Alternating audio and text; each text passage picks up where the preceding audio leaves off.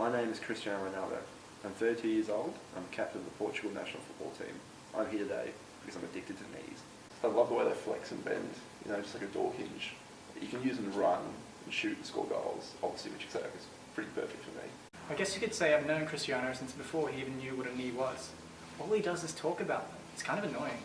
The other day he wouldn't stop talking about the different bones that make up the joint. The knee, or tibiofemoral joint, is comprised of two main bones, the femur, the longest and strongest bone in the human body, and the tibia. The medial and lateral condyles of the femur articulate with the superior aspects of the tibial condyles, while the patella sits anterior of the joint, suspended within the quadriceps tendon. The knee joint is the largest synovial joint in the human body.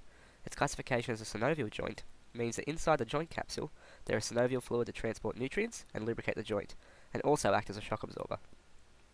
A synovial membrane lines the cavity and is anchored to articular hyaline cartilage to allow movement. The hyaline cartilage lines the articular ends of the tibia and femur to reduce friction during movement. There are two additional synovial plane joints around the knee, the patellofemoral joint between the patella and the femur, and the proximal tibiofibular joint between the tibia and the fibula.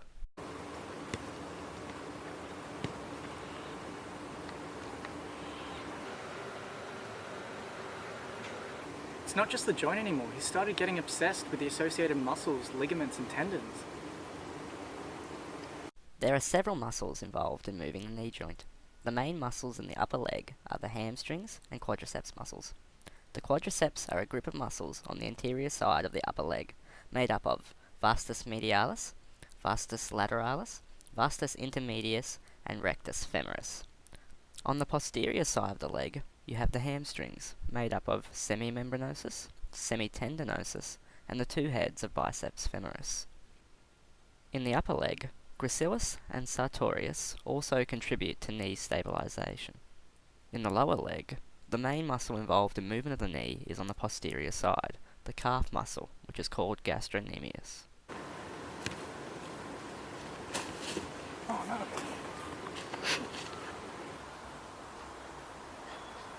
Start from the beginning. I want to know everything. Well, Cristiano, the knee joint can produce two different types of movement, flexion and extension. It does this by flexing the quadriceps while relaxing the hamstrings, and vice versa. The knee is surrounded by several strong ligaments which stabilize the joint and connect bone to bone. Ligaments are made of tough connective tissue comprised mainly of collagen. In the knee, there are two types of ligament, external around the joint capsule and internal within it. The first external ligament you can see is actually a progression of the distal end of the quadriceps tendon, within which the patella is embedded. Around the outside of the joint, you can see the medial and lateral collateral ligaments, which prevent the knee from moving side to side and stabilize it during its hinge movement.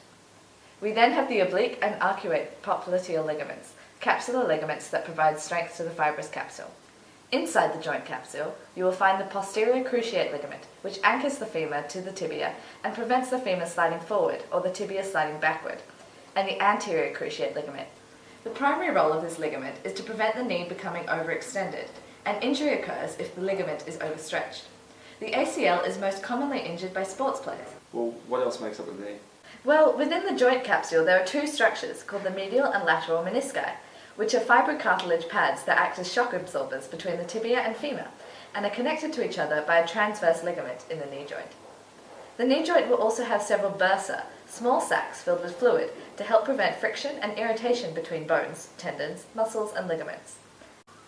On the posterior surface of the knee, you will also find the popliteal fossa, a diamond-shaped space at the back of the knee joint. The borders of the fossa are made by semimembranosus and semitendinosus superior medially, and biceps femoris superior and laterally. Inferiorly, the borders are made by the medial and lateral head of gastrocnemius. Finally, the floor of the fossa is made by the distal femur, the proximal tibia, and the plantaris muscle. Within the fossa, you will find several important structures for the knee joint and the lower leg. The popliteal artery, the major artery in the knee, is found in the fossa with the popliteal vein. The tibial and common fibular nerve, both a continuation of the sciatic nerve in the superior posterior leg, are found in the fossa also. The tibial nerve innervates the hamstrings and gastrocnemius muscles for knee movement, while the common fibular nerve supplies the muscles in the anterior lower leg. Movement of the knee joint is also thanks to the obturator nerve, which innervates muscles located medially in the upper leg, and the femoral nerve, which innervates the anterior muscles and is the primary sensory nerve for the skin around the knee. I feel like now I understand the knees even better. They become even more special to me.